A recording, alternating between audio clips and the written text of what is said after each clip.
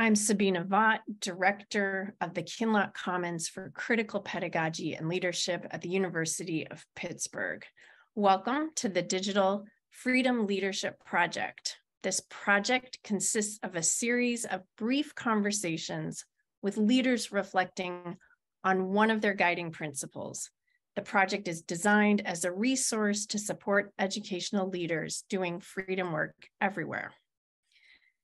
Joining today for a conversation about one of his leadership principles is Dr. Bryan McKinley-Jones Brayboy. Dr. Bryan Brayboy, citizen of the Lumbee tribe, serves as Vice President of Social Advancement and Director of the Center for Indian Education at Arizona State University. At ASU, he is also President's Professor and Borderlands Professor of Indigenous Education and Justice in the School of Social Transformation. A groundbreaking and highly awarded scholar, Dr. Brayboy has transformed the intellectual landscape of our field and the shape of higher education. Dr. Brayboy, thank you for joining me in conversation today as part of the Digital Freedom Leadership Project. Thank you, and thanks for your kind words. Absolutely. I'll start by asking you to share just one of your leadership principles. I know you have many, and to describe its origin. Where did you learn it? Where did it come from? And how and why did you develop that particular principle? Yeah, well, thanks for having me. I think what I want to talk with you about is the principle of justice. And for me, it really comes from my parents. It's something that I grew up with in a interesting and somewhat complicated way. So both of my parents were activists.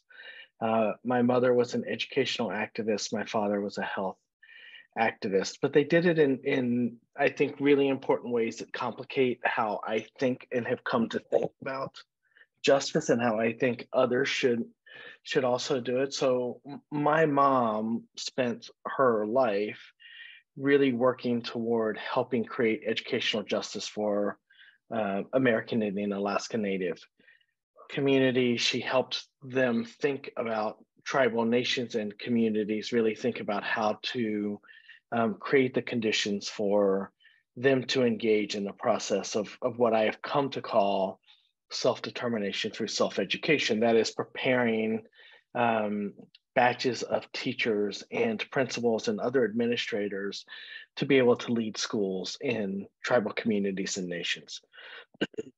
My father worked with tribal nations and communities to build health clinics. And it was a similar principle, which was to really engage in self-determination through self-care. So what would it mean to have American Indian, Alaska Native doctors and nurses and dentists who were from communities to work in those communities to serve the people in those communities? It's hard enough to go see a medical provider for many of us, to see a dentist, and so to have someone that knows who you are and your history is an important thing. Here's what I think is really important about my parents' work, which is they both worked for the federal government.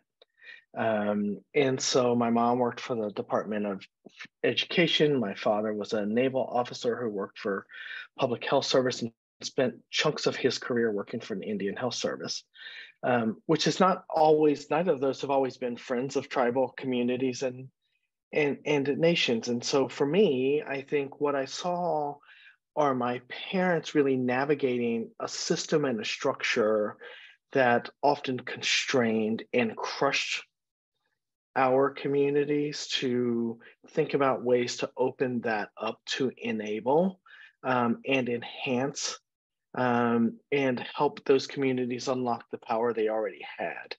Both of my parents were optimists. They believed in possibilities of people. And so that's kind of where it comes from. So for me, justice isn't, justice in and of itself is in lots of ways a radical principle and a radical treatment and a radical condition, but it doesn't have to be enacted through radical means. I mean, it's about disrupting kind of the status quo. And so for me, I think my own way of thinking about this and doing it has been to think about how do we create the conditions for individuals and people to be successful. And so that's one of the ways I think about justice. More importantly, it's how I think about leadership, which is my job as a leader is to create the conditions for individuals and the institutions they serve to be successful.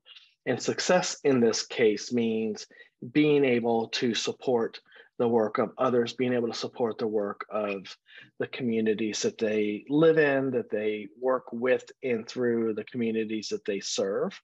So my parents are actually the best model for what that looks like for me.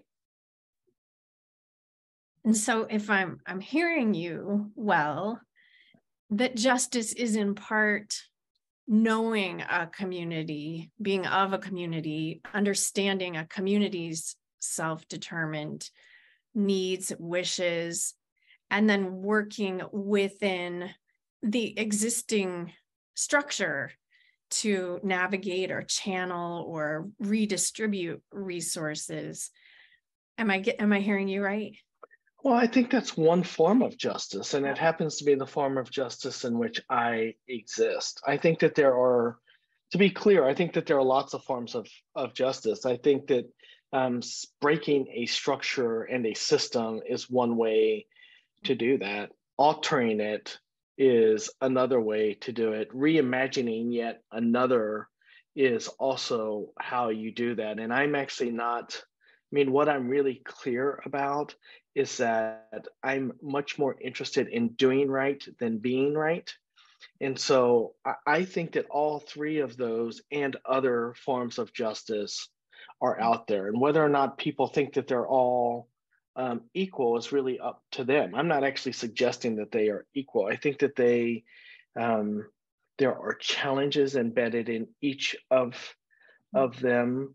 For me, I think that there's something that's a bit more expedient about trying to be in a structure and working to begin to change and alter that structure. At the same time, I am mindful that many of our institutions weren't built for us. They aren't made to love us. I don't think we look to them, and my encouragement is not to look to them for that. Our communities are built to love us and to support us. And so to the extent that for me, we can have communities engage and create in futures of their own making through the process of self-determination, fantastic. Like that for me is what justice looks like. It isn't my method. Like the method itself isn't justice. The method is an outcome that suggests that communities and the people in them have the freedom to act and the freedom to be able to create and make those futures. It isn't for me to say, here's your future, here's what your future should be. Like there's nothing self-determining about that. And so there are, again, and I'm not unthoughtful about what it means to engage in abolition, which calls for a rethinking and a breaking up and a busting up of particular kinds of structures. It's just not the work that I do. So I think there's a place for me to honor it. There's a place for me to recognize its importance and its utility. But as I said, I think that justice shows up in lots of different kind of ways for me. And you've done a substantial amount of work in your various leadership roles in creating those conditions for people to collectively, peoples to self-determine, and for individuals and people to create futures that don't exist or you might not even yet imagine. I'm wondering if you would share an example then of when you said justice isn't a method. So when a story of how you're understanding justice in your leadership in this way that your parents taught you and that you've developed over your work. Yeah, and I may cheat and give you two that are related. The first is from early in my career. The first grant I ever wrote was a grant to the US Department of Education to prepare American Indian Alaska Native students to become teachers. And that grant comes with a hook from the federal government, which is that they have to, or the individuals who have to graduate then have a payback, and they have to work in tribal serving communities for the number of years that they receive funding from the grant. And so I spent a year talking with tribal communities about what their needs were, what they thought good teachers needed for to be successful with their children. And to be clear, I think about children as the future of places, right? It is a, lots of us will say the future is in front of you, and it isn't just a metaphorical thing. Sometimes it's literally, if there are children in front of you, the future is in front of you. So we wrote this grant. We consulted with tribes and wrote agreements with them. We're fortunate enough to get the grant, and then brought teachers in. In the meantime, much of the work that I did, that our team did, was to really rethink teacher education in the process.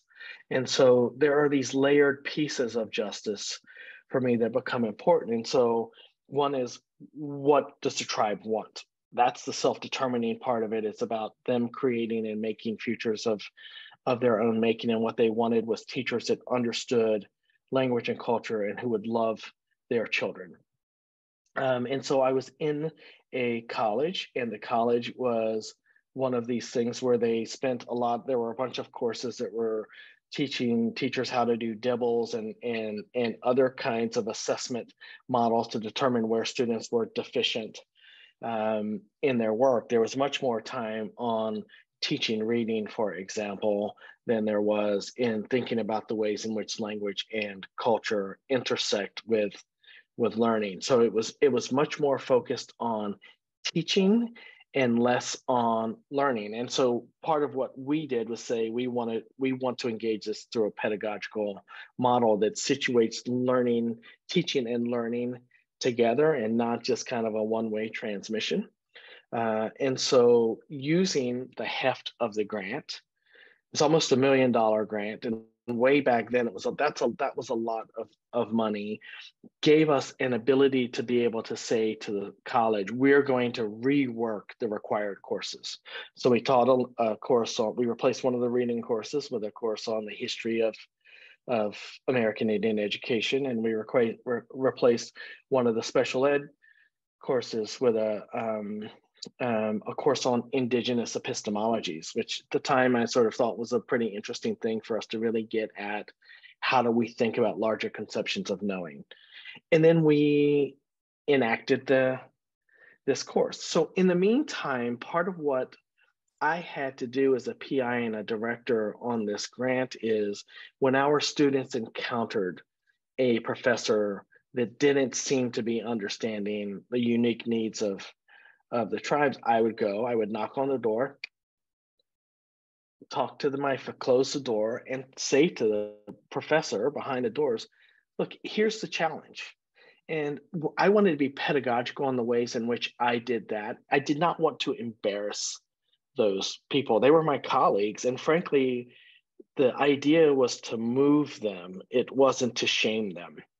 And so there was all of this behind the scenes work, both in changing curricular requirements, but also helping my colleagues think about their own pedagogy in terms of how they were doing this. So at one point I had this teacher who taught reading, remarkable human being, later became a very close friend of mine, who said, I'm going to have to fail this student because they can't make the 26 sounds necessary to be able to teach reading. And so I talked to the student, and the student was a first language speaker of another language. And he's like, I can't make that. My tongue won't make that sound. And so I sat down with my colleague and I said, does he know how to read? And she said, very well. And I said, well, he learned from someone whose first language was his language. How do you suppose that happened? And so we had a series of conversations where I convinced her that because all of these random controlled tests and experiments that they did that said you have to be able to have these sounds to be able to teach reading might in fact be flawed for Native folks. And I convinced her of that. Again, all very quietly. Everyone we brought into the project to become champions of not just the student, but of future projects. That teacher, by the way, graduated and went on to become Teacher of the Year in his state. He led the basketball team to their first ever state championship. He's thriving as a teacher 20 years later. And that faculty member is thriving at another institution with lessons that she learned in that. And I became a better person and leader because my work toward justice, which is creating the conditions for individuals and institutions to be successful, showed up in all of these ways. So, but none of them directly combative in terms of the work. And it changed the way the department started engaging in teacher education broadly for everyone. So it changed the institution, and then it created the conditions for these students to be comfortable and successful in their world. So I won't use another example. I should say that there was another student from that cohort, and just last week, last week, I sat in on, I'm a committee member on her doctoral committee, and she successfully defended her dissertation proposal. And so it's like you start to see that's now 2 generations. She has a daughter that went to the same program that we created, who's just graduated from there, and now she's going to start preparing teachers. And that's the other way that we know justice happens. This is generational.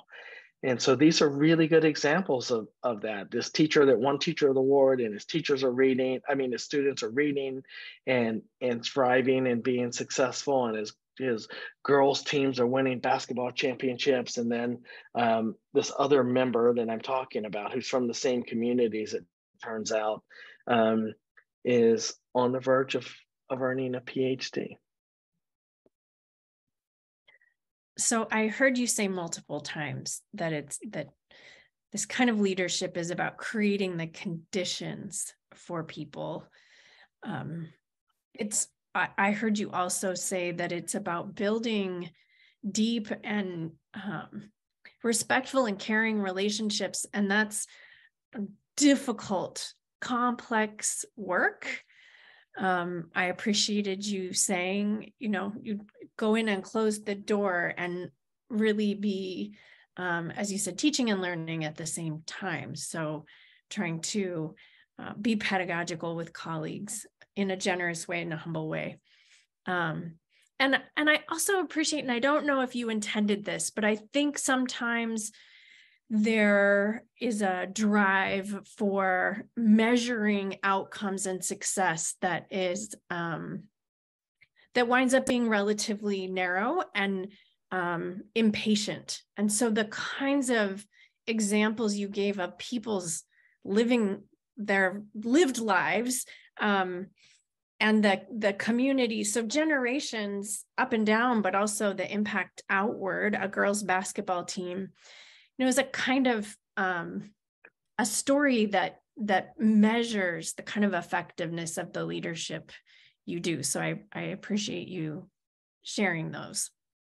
And I also want to say your piece, The Story of the Bean, with Emma Mon Did I remember her name correctly? Yes. Yes. Yeah.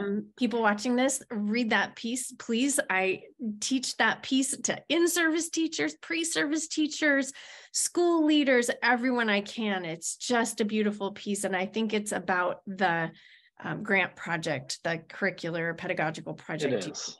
describing. It is. Yeah. I mean, all of this for me, and we don't have time for another principle, but I do think that there's something important about connecting justice and curiosity and asking a lot of why questions. So me saying to my colleague, if he couldn't make these sounds, but he learned how to read and he learned from people who speak the same language and likely can't make these sounds, how do we make sense of that? What might that tell us? What if we thought about this curriculum differently? What if we say we're going to teach language and culture and history and other kinds of things? What might happen? It's a one-time program. We've got this money. What if we try it? So there's this whole bunch of things toward justice that we ask, what if, that actually isn't that far removed from other kinds of abolitional conversations that are about reimagining but we're asking these questions about what might happen if this, how do we make sense of that? And I think asking people then to engage in the problem solving process with you and become part of it, like that's the jam. That's how it is the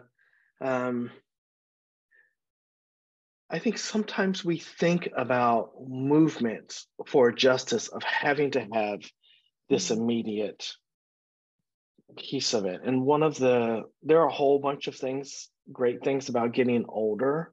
And one of them is seeing sometimes the unintended consequences of what it means to be patient with ourselves, what it means to be patient with our colleagues, what it means to be patient with our students and our institution, while also pressing them for change. And so the challenge of this, of course, is that the needs are immediate.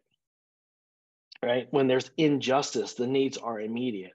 And I'm not suggesting that they become unimportant when we're patient. What I am suggesting is that if you engage in the process in particular ways, sometimes the change ends up being longer lasting than getting people to switch on things in the immediate moment. And I think that's all about really us using our judgment to say, does this need a sledgehammer? Or does it need a tack hammer? Does it need a sledgehammer, or do we just need to maybe check and see if the wires have become disconnected? But I think there's something about if we walk around with a hammer, everything looks like a nail. And my part of what I love about what you're doing is you're giving people a toolbox. Maybe it's a Leatherman that has all of these tools on it that we can then pull from, so that it's not just a singular principle that guides our leadership. I mean, no one you're talking to has a singular principle. We're all talking about one. For those folks who have a singular principle, it's impossible to be a good leader, because then everything looks like a nail and you can't change a light bulb with a hammer. Now, I'm not saying that sometimes you don't need a 20-pound hammer to knock some stuff down. Right. But there's also something important about finding other tools to be able to use. And to back up a little bit, I just loved what you said about justice requiring curiosity. So what does that mean for people doing leadership work? To be curious as they're leading some urgent change. And I also really thought that was a brilliant connection, that things that are urgent can also be patient, and those aren't necessarily contradictory. So I appreciate those dimensions of justice as a principle of leadership. Thank you for sharing your principle and for telling some stories and thinking with me today. I'm I'm excited for people to be able to learn from this conversation. Thanks for having me. It's good to see you. It's good to see you too.